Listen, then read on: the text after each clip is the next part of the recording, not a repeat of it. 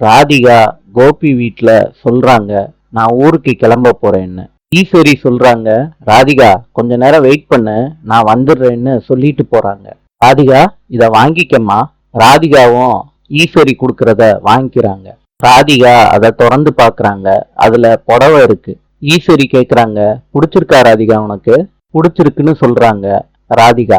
ராதிகா சொல்றாங்க, என்ன ஆசீர்வாதம் பண்ணுங்க, நல்லா இருமான்னு உங்க வாயால சொல்லுங்க. ஈஸ்வரியும் ராதிகா சொன்ன மாதிரியே செய்யறாங்க. ஈஸ்வரி சொல்றாங்க, மயுவோட கல்யாணத்தன்னைக்கு எனக்கு சொல்லி அனுப்புமா ராதிகா? முடியும், நான் உயிரோட இருந்தா வருவேம்மா மயுவோட கல்யாணத்துக்கு அப்படின்னு ஈஸ்வரி கண் கலங்கிக்கிட்டே சொல்றாங்க ராதிகா கிட்ட. ராதிகா சொல்றாங்க, நீங்க ரொம்ப வருஷம் இருப்பீங்க ஆண்டி, கவலைப்படாதீங்க அப்படின்னு சொல்றாங்க ஈஸ்வரிய பார்த்து. பாக்யா சொல்றாங்க, இத மயு கிட்ட கொடுத்துருங்க ராதிகா. தேங்க்ஸ் பாக்யா அப்படின்னு ராதிகா சொல்றாங்க.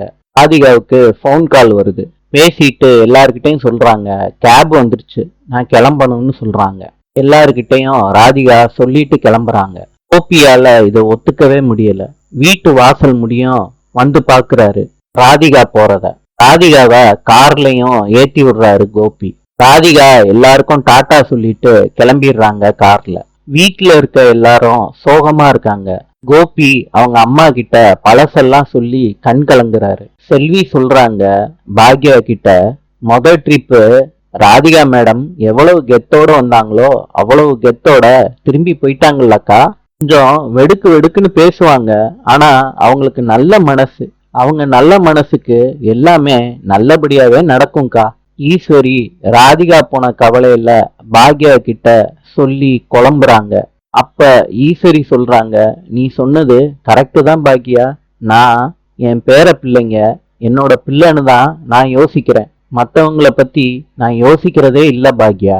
ஈஸ்வரி பழைய விஷயங்களை பத்தி எல்லாம் பாக்யா கிட்ட பேசுறாங்க. இதெல்லாம் சொல்லி ஈஸ்வரி கண் கலங்குறாங்க. இனியா அவங்க ஃப்ரெண்டு கூட பேசிக்கிட்டு ஜூஸ் குடிச்சுக்கிட்டு இருக்காங்க ஷாப்ல. இனியா ராதிகாவை பத்தியே பேசிக்கிட்டு இருக்காங்க அவங்க ஃப்ரெண்டு கிட்ட. உங்க ஃப்ரெண்டு சொல்றாங்க, உங்க அண்ணன் பெரிய பிசினஸ் வச்சிருக்காரு, உங்க அம்மா பெரிய ஹோட்டல் வச்சிருக்காங்க, உங்க அப்பாவும் பெரிய பிசினஸ் மேனு, உங்க ரெண்டாவது அண்ணன் பெரிய டைரக்டரு. அதை வச்சு என்னைய உங்க வீட்டுல ரிஜெக்ட் பண்ணிடுவாங்க, நம்ம ரெண்டு பேரும் சேரவே முடியாது அப்படின்னு இனியா கிட்ட சொல்றாங்க அவங்க ஃப்ரெண்டு. இனியா சொல்றாங்க, இப்ப வேணா உங்க வீட்டுல வசதி இல்லாம இருக்கலாம், ஆனா எல்லாமே மாறும். இனியா அவங்க ஃப்ரெண்டு கிட்ட சொல்றாங்க, நாளைக்கு ரெஸ்டாரண்ட் இனாகிரேஷனுக்கு நீ வர்றதானே? நீயா, நான் வரணுமா? சொல்றாங்க, நீ கண்டிப்பா வரணும், நீ எதுவும் பேசாத, நாளைக்கு நீ வரணும். சரி சொல்றாங்க கோபி கிட்ட, நீ உன்னோட ரெஸ்டாரண்ட்டுக்கு போகாம இருந்தேன்னா வேலையெல்லாம் ஒழுங்கா நடக்குமாப்பா? கோபி சொல்றாரு, ஷெஃப் ரொம்ப நல்லவரு, அவங்களே பாத்துப்பாங்க ரெஸ்டாரண்ட்ட. ஈஸ்வரி சொல்றாங்க, இருந்தாலும் நீ பாத்துக்கிற மாதிரி நடக்குமாப்பா? சரிம்மா, இன்னும் 2-3 நாள்ல நான் போய் என்னோட கிளவுட் கிச்சனை நல்லா பாத்துக்கிறேம்மா. எழில் கிட்ட ஈஸ்வரி சொல்றாங்க, நீயும் செலியனும் வீட்டுக்கு வந்துடணும்டா.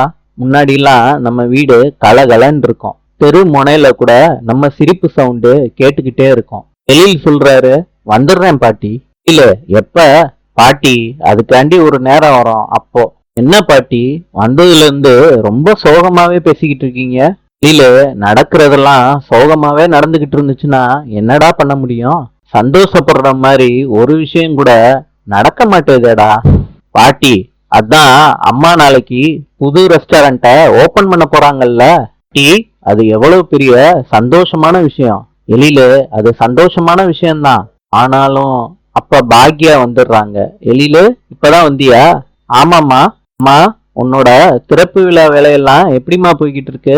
எழில, எல்லா அரேஞ்ச்மெண்ட்டும் அம்மா நல்லா பண்ணிட்டேன்டா. எழில, பேப்பர்ல அம்மா திறப்பு விழாவுக்கு ஆடு கொடுத்துருக்கேன்டா. ஓகேம்மா. பாக்யாவை பார்த்து கோபி சிரிக்கிறாரு. நாளை சந்திப்போம்.